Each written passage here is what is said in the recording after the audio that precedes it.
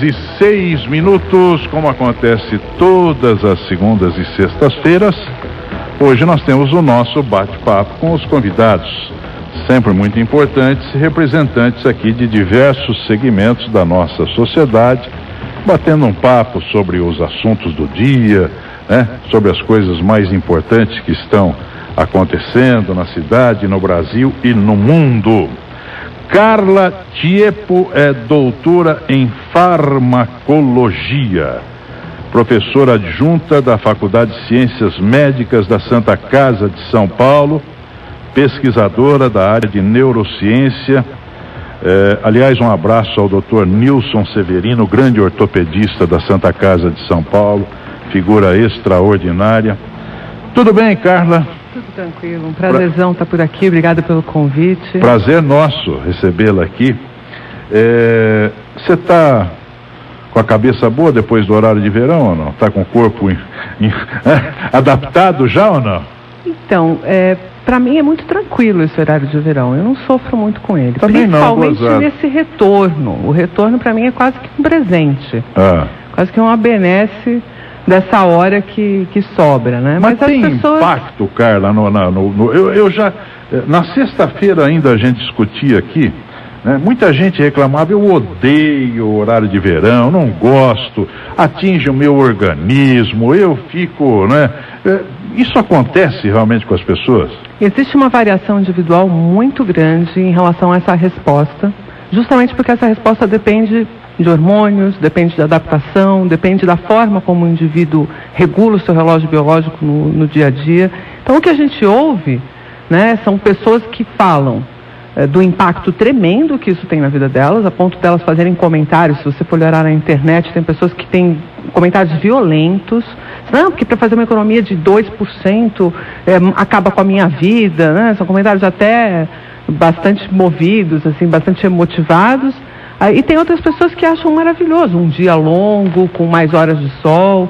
Então, eu acho que o impacto se dá fundamentalmente pela forma como o indivíduo leva a sua vida. Um indivíduo que é mais notívago, um indivíduo que usa mais as horas da noite, ele vai se queixar de acordar mais cedo, em termos de luminosidade.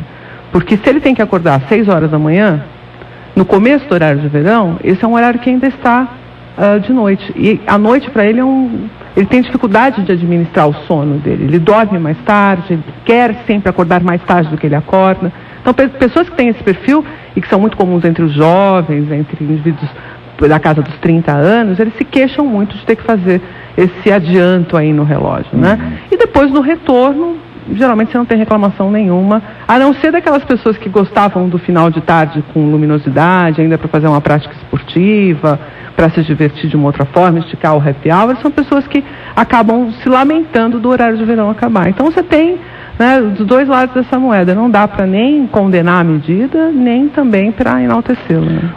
Carla, porque o que acontece no organismo das pessoas que dizem que eu sou da noite, eu só consigo trabalhar mais tarde, eu só consigo escrever de madrugada e durmo de manhã. Ou da pessoa que fala, não, eu sou do dia, o meu negócio é acordar às 6 da manhã.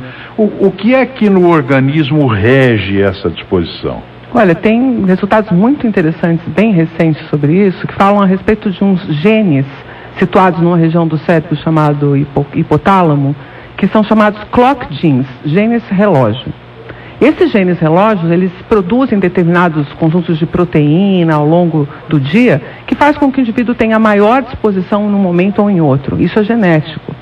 E obviamente que essa disposição genética é somada a um hábito familiar, é somada a outras condições do indivíduo, que é o hábito que ele tem de trabalho desde muito cedo. Então, somado todos esses fatores, em geral, os indivíduos têm uma preferência por algum momento do dia. Tem indivíduos que se consideram mais vespertinos, ou, né, da tarde e da noite, e outros indivíduos que de manhã acordam muito bem dispostos. E isso deve ser respeitado. Quando a gente fala disso em RH, em corporações, considera-se muito pouco isso. Mas eu acho que uma das coisas que eu defendo é que os horários de trabalho dos indivíduos deveriam levar isso em consideração de alguma forma.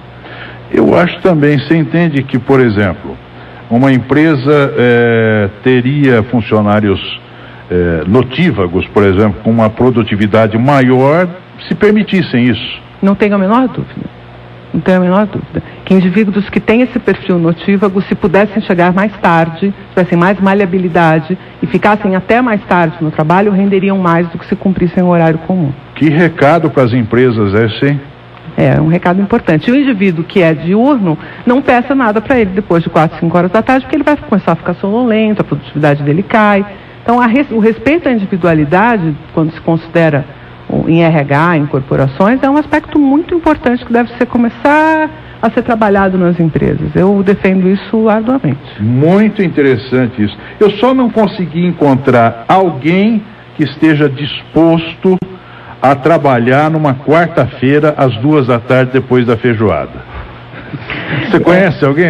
Na verdade, os nossos hormônios é que não permitem. Muito legal tê-la aqui, Carla.